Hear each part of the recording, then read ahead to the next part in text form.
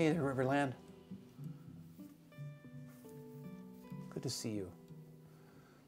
Yeah, I know you've heard this record before. That's because it's one of my favorites this year. It's just a brilliant album by the jazz guitarist Bill Frisell. Valentine is the name of it, and maybe you know this tune. I think I played it for you earlier this year.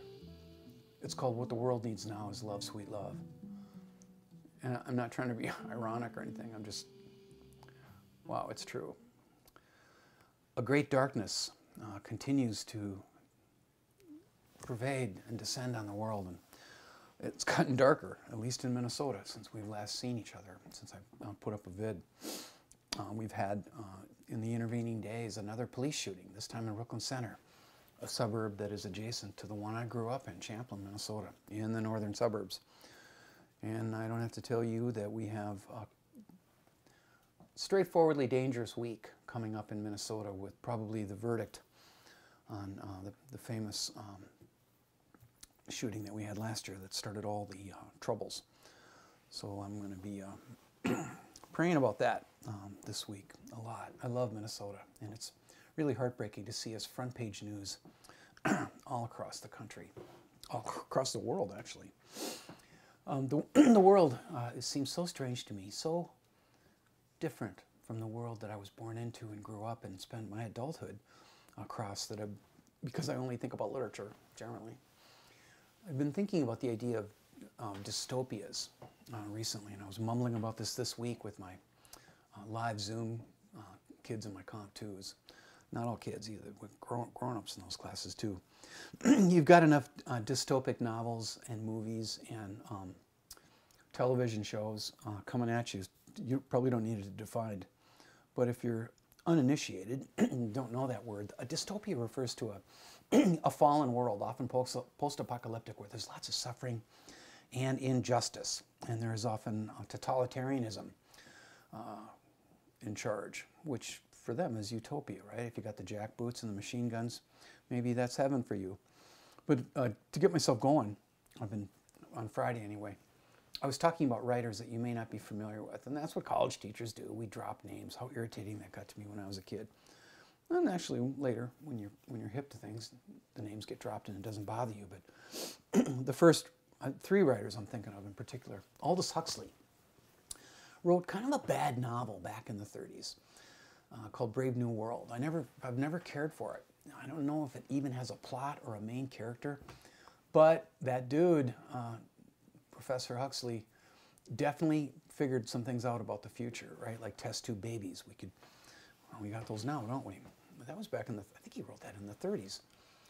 This is a crazy world, Brave New World, which is all about,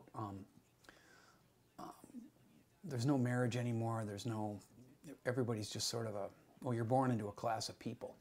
And everybody in that novel drinks a particular drug called Soma, S-O-M-A, which makes sure that you're happy and relaxed all the time, not a care in the world. Downside, kills you when you're 30. So it's a world that's entirely full of young people only. Sounds like college. A more impressive achievement, also in the category, the classification of dystopias, is George Orwell's 1984. He wrote that novel when he was out of his mind with paranoia, walking around a windswept, cold island in the Atlantic, writing about a world where there is a totalitarian state going called Big Brother. Everything's run by media. Everything's about surveillance, right? Everybody's being watched on cameras. I think 1947, did he write that? Walking around on that island with that pistol that Ernest Hemingway gave him. It's a far more impressive achievement. As hard to read as it is. And I don't know if I'll be picking that one up anytime soon. But I do I've admired all my life the way great writers and poets push back using their art, poets especially, to stand against, the prevailing regime. It's a good way to get killed, but some people write themselves to death. The third writer on my mind today is a poet named Valzhyna, whose name I've dropped. I am hosting her in 1 week and 2 days, and I hope you guys come. I'll give you the address just like I did for Padraig, and same scene, right? I'll be whipping up to my office, hardwired in, videography will help me. and she will be reading from her office in Cornell. She is Belarusian, and it's a crisis time for her country, Belarus, which by extension means it's a crisis time for her. The worst dictator, the worst totalitarian regime running right now in Europe is the one being enacted by Lukashenko in that tiny little landlocked country, which is adjacent to Ukraine and Russia. This poetry reading is not going to be relaxing. She is super intense, and she's going to be reading on April 27th at noon, Tuesday, from her newest book, News for the Dead and Resurrected. And it's a series of letters that she's writing to her dead, the men and women in her country who have been disappeared, exiled, assassinated, etc. And let's do this. Let's check her out in a minute. I've got some things that I want to tell you about the paper. I've got some things I want to mention about superheroes. I put a couple of superhero articles up for you. One short and difficult, and one a lot more fun. The one about the mom watching superheroes with 10-year-olds. And then I'll preview kind of something that's going to be going on in the next 2 weeks, assuming I can sneak and upload that too when I upload this video. So, just 2 minutes of Valzhyna Mort. Hello, my name is Valzhyna Mort. I'm going to read you a poem Belarusian 1 from my book, Factory of Tears. This poem first appeared in Words Without Borders.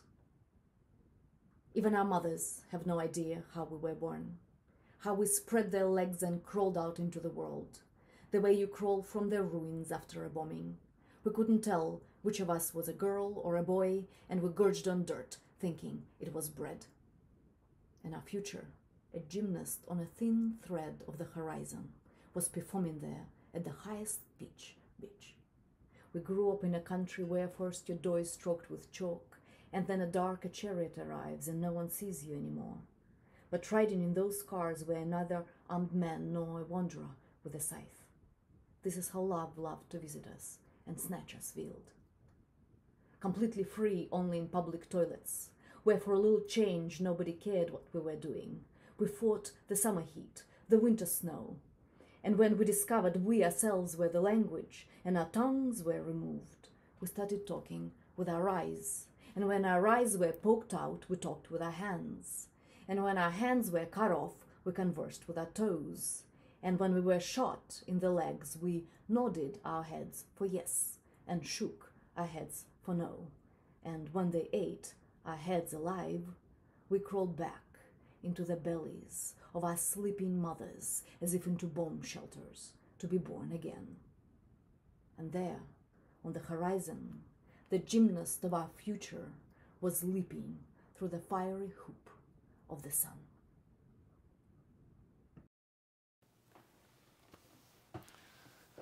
She's pretty intense. Part of me wants to call New York and say, could you tell Valzhyna that I need like a kind of a PG-13 poetry reading? I'm not going to do that. I've never done anything like that in my life. All voices must be heard in my reading series. And I bring the greatest poets in the world, and I turn them loose and watch what happens. And I have tons of money for next year. Things are going great with grant writing, like way into 5 digits. And the world is just so full of uncertainty, I don't even know how to schedule or plan. Getting a little tuckered out by it all. So let's start with a real simple idea, a couple of things on the paper. And this is so important to me that I got a 3x5 note card that would match my shirt. This is how much I care. Trying to see if you can see that. That's why I'm looking at my little screen here that I try never to look at, because when I look at it, I look away from you. Save your work. Please save your work. I haven't told this to my live Zoomers up in Brainerd, but they're going to hear it tomorrow. Please save your work. I've got some history here. In the olden days, which I'm from, in the 80s, in my first incarnation as a graduate student, I can remember graduate students putting their theses, like their big project, in their freezers, thinking, hey, if the house burns down, maybe my thesis project will live. Those were such sad days. We had crappy computers, like a program drive, and you see these machines in museums, 2 and 4-bit IBM XTs, although I like that keyboard, clacked. And if you looked at those disk drives, you got errors. And that was replaced by the 3.5 disk. And I remember carrying those things around. They were a little bit more stable. They had a clip that went back and forth. You'd put them in the disk drive, and wow, it's the year 2021. The apocalypse is going on, but we've got fantastic computers. Please don't be the student next week. Please don't be the student next week that says my computer crashed. I had my computer on a thumb drive, and the thumb drive won't work. Just don't do that. Just please don't be that student. It won't work. Why won't it work? Because it's too easy to save your work in the year 2021. I know you guys got computers that aren't great. You're young. It's a state college. I don't have the greatest computer right now that I'm working with, but what's the workaround? Every little while, you send the paper to yourself via email, right? You just send it to your school account as a Word document, and then it's safe, right? And I'm telling you this on the internet, and I know you're listening, so I know you're not, I just don't do it. It happens every single spring. Every single spring, some student walks up my big aisle that I'm so lonesome for on an E339, and I can see the tears rolling before the student even gets to me. And then I hear the story. Johnson, our internet crashed, my computer crashed, my hard drive is frozen. If that happens, it means that you, I would never call a student stupid. I don't think ever. But if that's you, if you're going to be a kid who works, a student who works on a project for a couple weeks and doesn't send it to yourself, doesn't save it in multiple places, including your freezer, I won't call you stupid, but I will proclaim you to be a maniac. Maybe some of you like the sound of that. I had a student named Ben Schneider last week write me and say, Johnson, do you have something like a template for the paper? And Ben's pretty quiet. Wears a baseball cap in class. He's often a tiny head. And I have to try to get him to get his head in the screen. And the other day, I'm like, can I talk about your email? And he's like, yeah. And I said, okay, Ben, weren't you really asking me about organization, like how to organize the paper? He admitted that was what he was really asking about. So what Ben and pretty much every one of you is up against is the idea that this is probably a longer project than you're used to. And if you go on to graduate school, guess what? They're going to get even longer. Typically, heretofore, that's a fancy word for up till now, you've been writing 5-paragraph essays. We were here in the fall, Comp 1, weren't we? The couple of you that were with me last September, we were talking about the idea that the 5-paragraph essay, which is beaten nigh into pulp, it's dead simple. Write an introductory paragraph with a clear thesis, three body paragraphs, one body paragraph devoted to each point, and then you got a conclusion that reiterates the thesis. Kind of tempted to tear this card up, but guess what? The 5-paragraph essay works, even though students generally are formulaic without achieving form. I'd like to be the other way around. Could you achieve form without being formulaic? What are you up against? Not what are you up against. What's your opportunity? Your opportunity this time out is to realize this is a longer project. It has a bunch of paragraphs, and they kind of would look like this. And you know me, I'm always thinking about units of meaning. Each one of these little squares represents a paragraph. We've been here before. The smallest unit of meaning that we work with is a word. You pile enough words together, you get a sentence. Pile enough sentences together, and you get a paragraph. Get enough of those together, you could have anything. You'll have a text. Could be a short story. Could be a love letter, declaration of war, or a research project. Tick in a box to help you get the credits for Comp 2 in the spring of 2021. Even though it's a bunch of paragraphs, and I'm not saying, hey, get organized this way, figure out what each and every little paragraph is going to do. No, I'm not saying that, but I am saying repeating something that Aristotle definitively put before us about 2,500 years ago when he definitively, for the first time, said all discourse, in fact everything, including me and you, it has a beginning, a middle, and an end. So just break it up into its constituent parts, right? I mean, just kind of break it up. Just kind of think about what you want to do in the intro of the paper. And then you got a middle, which is going to be fatter, I think, and then a conclusion. Now I want to speak in a complimentary way about a student who gave me permission to talk in a live Zoom class, and I'm going to assume the same thing is going on here. Megan Maurer has me thinking that I got to remind you of something. I'm repeating myself because people just sometimes don't hear or don't listen or forget. You're going to make a claim. You're going to make a claim and you're going to back it up, and you're going to back it up by getting the help of other people. Those are called your sources. And you're going to put the sources in collision, okay? You're going to create a parlor, and you're going to introduce these people that you're pulling into the parlor. Having a little trouble converting that one keynote into a PowerPoint, but my son's going to help me get that today, taken care of. And I don't know what I've done it a million times. I don't know what's going on. But the third part is the most important to me. But here's the thing, and here's what Megan's email the other night made me think about. You're obligated to do some storytelling. You got to explain who your hero is. Who are they? But you can't spend the whole paper just repeating bibliographical stuff about them, right? I want to know, who were they? Where were they born? Did they get married? You know, tell me stuff about them. But you've really got to get to the part where the sources are you know, kind of button heads or working together or at odds with one another. It depends upon what you find. But what Megan reminded me the other night, and I found her a really good topic the other day. She was sitting in front of a Starbucks. I remain available to help you. She was parked at a Starbucks. We took a live Zoom meeting. I said, are you going into that Starbucks? And she said, no, too expensive. But she pulled over because we had a meeting schedule, and she knows that I don't like students traveling and Zooming at the same time. It's typically dangerous. We had a topic. And then she writes me an email Thursday night and says, Johnson, I found 2 new super good women that would be topics. And would these work? That was her question. And I took a look, and I went, wow, these sound really fantastic, especially what you're telling me about in terms of life accomplishments. But then I had to say to her, I've never heard of these women. Who are they? Okay, so many of you are choosing heroes that I know little about or nothing. So obviously you're going to do some biography stuff, and obviously I hope you're listening to me when it comes to getting different voices, different perspectives. That's the hardest part. I keep repeating that. That's the part you'll be weakest at. And that's also a part, because I know it's going to be a challenge for you, that I will look at with a gracious and generous eye. I don't expect you to be a genius at this.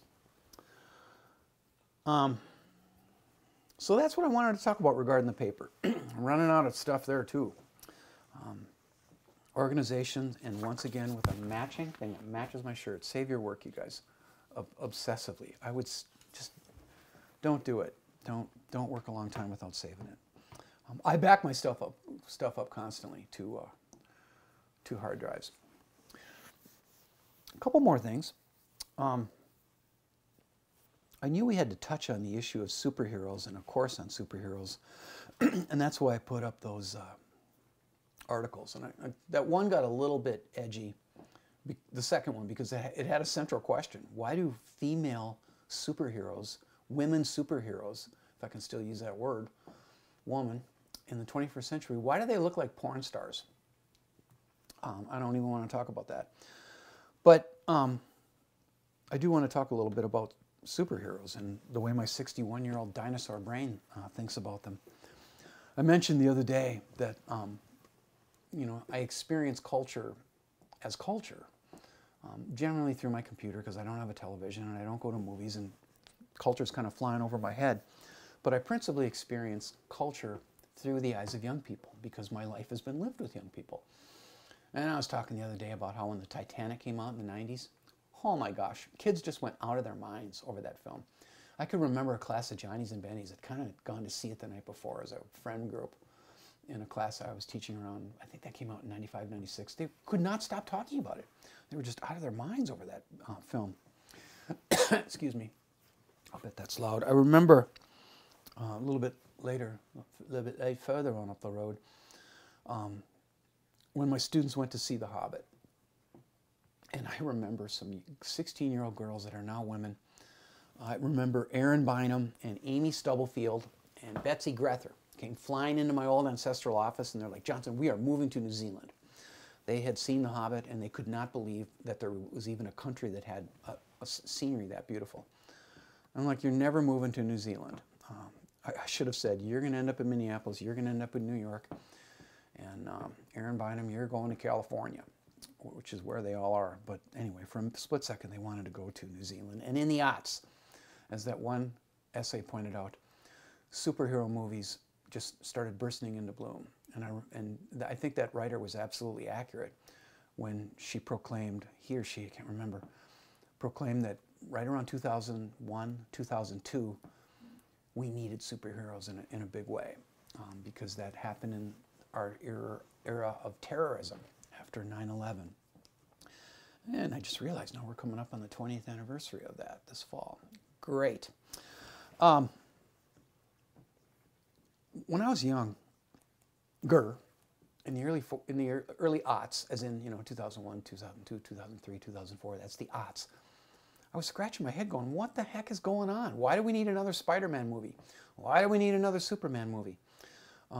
Really? Hollywood just started churning them out like hot dogs. And I had a theory, which I've abandoned back then. My theory was that Americans consumers, and that's a word I use cautiously, not even quite seriously, because we consume media, right? That makes it sound nutritious. It isn't all nutritious. It's not all good for us.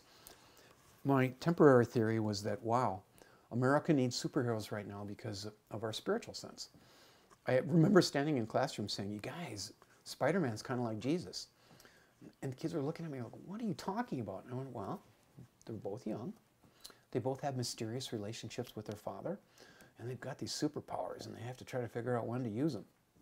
And they are definitely misunderstood, often, by the people around them. I've given up on that because this country is very quickly turning its eyes away from any version of heaven. We were at about 70% for church membership for decade after decade after decade. And now for the first time it's lower, it's less than half. Though maybe I already talked about this with you. The Gallup people asked thousands of people, hey, do you go to a church, a mosque, or a synagogue? For the first time ever, the country's under 50%. So the heck with that theory, shot the heck. Then for a while, I can remember a few years there where I was kind of walking around going, wow, it's a superhero movie-orama because America has exhausted the subject matter. We've worn out the subject matter, which is us. I thought for a while, Hollywood has run out of ideas. They're not coming up with anything new, not even trick plots. They just keep recycling. And I don't even care enough about Hollywood that much, but I do, well, actually I kind of do because, well, I don't want to go, it's doing about as much harm as good right now. And my students didn't push back against this idea. My third conception of just trying to ask myself, why, what's the role of superhero movies in our society, in our culture? And I asked my Zoomsters the other day, I gotta quit calling them that sounds stupid. I said, have any of you ever heard the phrase, bread and circuses? And it was Megan Maurer. I guess I'm talking about her a lot today. She oh no, it was Kylie Bisted. Kylie Bisted, maybe Megan Maurer too. Kylie Bisted was like, oh, I know what that is, I know what that is. I could see her thinking on the Zoom square, as hard as it is to see people thinking. Nobody had really heard of it in my 11 o'clock, although there was a young man in there, Clayton Pyle, that's been studying breakdowns in society. He's doing it for some kind of project. He got really interested in it, and he was surprised that he hadn't heard the phrase before. Bread and circuses refers to the Roman Empire, and it refers to an attitude that emperors had back then about basically this. Their attitude was, as the empire got more and more corrupt, was as long as people have something to eat and are entertained, all is well. And we can do whatever the hell we want as leaders. And they did. See Nero, right? That guy was a maniac. To repeat the idea, as long as they have bread and as long as they have circuses and entertainment, they're going to be fine. The problem with the empire is that, well, you know, they didn't have Netflix, they didn't have phones. Entertainment could be found at the Coliseum. Adam Wilder, I know you're interested in this gear. You probably know that the gladiator games at first were pretty simple. Gladiators would fight and people would pay to go see it. The gladiators were a class of people, slaves with swords, if you can imagine that. See Spartacus, if you want. And as the years went by, as the decades went by, and as the decades turned into centuries, like Rome, the games became increasingly corrupt and they became horrible. At one point, they flooded the Colosseum and had ships out there. They would bring in like old men to fight each other. They brought in animals from Africa, right? They'd have gladiators fighting lions and rhinoceroses, and it just became horrible and really depraved and corrupt. And I've arrived at my new theory about superheroes, which is that they're the bread and circuses of the United States of America right now. I think Hollywood is just going, man, as long as we can keep cranking out these superhero movies, all will be well. And I don't think that's true. So that's my current theory on superheroes. One more thought. I think I can keep this under 30 minutes. I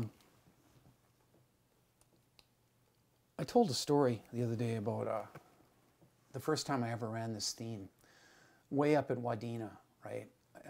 I had a little side gig. I drove up there 14 consecutive Tuesdays because that little mom and pop Men's State College didn't have anybody to teach a moral heroes course. That's where I got the idea. I've already told you that. And I remember those evening classes, and I remember that long drive. I was trying to pay off my son's tuition. And I pranked him a little bit. I told him in the last month, okay, don't worry, we're not going to have a final. We're going to end this course with a superhero movie. Oh, they got all excited. They were all pumped up about that. And there was an older student in there, not old, like in her 40s, early 40s, named Crystal, who was missing a couple teeth. I wonder if she ever did finish her nursing degree. She had a hard life. She was kind of the class spokesman whenever they got pissed at me. Like, she would do it. And she would enact the response.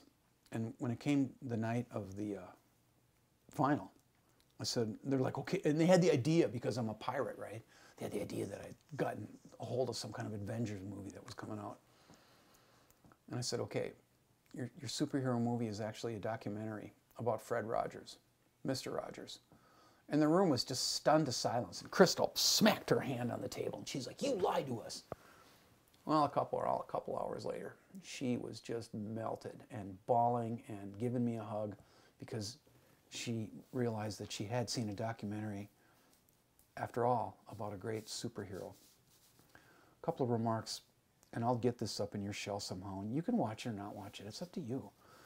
But that's what we're doing in my live Comp 2s for a while. I talk a little bit, then we watch some of this. Talk a little bit, watch some of this. And I'm lightening up almost entirely on the reading assignments because you guys are working on the paper, whether it's north or south. You students should be working on that paper right now. It's sort of a big chunk of your grade. A couple things. There's so many isms in the world. And I had one class rattle them off, and then I let the other class off the hook. Catholicism, Lutheranism, socialism, Marxism, communism, on and on and on and on. And some people think that any word that has an ism behind it, those three words, that suffix refers to some kind of doctrine or belief system. I don't think they're all bad. And there's one ism that I'm really big on, and that's altruism. Altruism is the philosophy of anyone who puts the happiness of other people in front of their happiness. And I didn't even want to ask about it the other day. How many of you people believe in that? Because I didn't want that one student to come forward like they always do and discourage me and say, there's no such thing as pure altruism, Johnson. There's no such thing. Anybody who does something good for somebody else is really just doing something for themselves, satisfying some need that they have. They're getting off on it somehow. And I don't believe that. I don't believe that. I'll continue to, as long as I get to do this work. I'm running out of gas a little bit, maybe in the pandemic, but as long as I get to talk to young people, I will continue to repeat the notion that you either serve yourself or you serve other people. And I think that Fred Rogers had a lifelong devotion to serving other people, most specifically tiny children. That was the purpose of his life. And I've already said it, and I'll repeat. I guess I'm just repeating ideas that I've put before you already. The clearest path to a life with no regret is to serve children. And it is a crisis time for children. It's never been a more dangerous time. I think the final attacks of darkness right now are being enacted on the child. You can attack a child, If you can destroy the innocence and wonder of a child, you've taken the legs off from underneath any thoughtful society that has any hope for the future. And I hope you study. I hope you watch it, and I hope you study it, and I hope you enjoy it. I got some things coming your way this week in D2L, including this. I'm going to bump the due date a couple days. We got to think about some kind of minor consequence for anybody that doesn't hit that due date, because we are running out of school year. I think we've got a month or so. I should experiment and look at a calendar. And I've already talked to you a little bit about how I just was writing my dean, Kelly McCullough. I didn't think this through, how difficult it would be to keep two classes synchronous, especially if one is going to be given presentations and the other not in an asynchronous online class. And Ellen Wilder, I do thank you for that email where you were trying to think about it, how we might do it. Well, I'll see you soon. Don't worry. You're going to get another video this week. This is kind of a summary of everything that I talked about, I think, last week. And next time you see me, I'll be in a cardigan, so I match Fred Rogers. I have a bunch of those. God bless you. Stay safe and well. And if you're it's almost illegal to call for prayers in the Min-State system, and yet I think Minnesota has enough trouble coming at it this week that that I almost did it. I almost called for prayers, but not quite.